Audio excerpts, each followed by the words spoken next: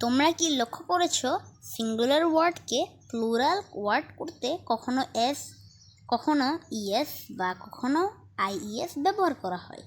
কিন্তু তোমরা কি এটা জানো কখন এস, ইএস বা আইইএস ব্যবহার করতে হবে? চলো শিখে নিই। প্রথমত, যখন আমরা কোনো ওয়ার্ডকে প্লুরাল করব তখন এস যুক্ত করব, এটাই শর্ত।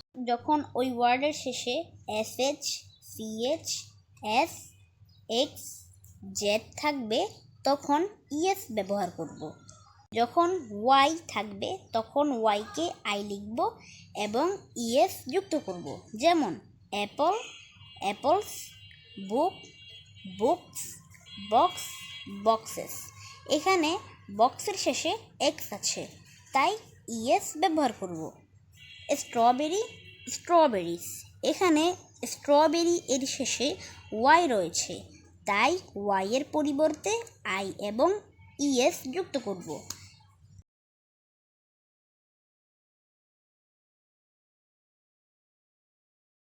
এরকম আরও অনেক উদাহরণ রয়েছে, কমেন্ট বক্সে অবশ্যই একটি করে উদাহরণ লিখে যাবে।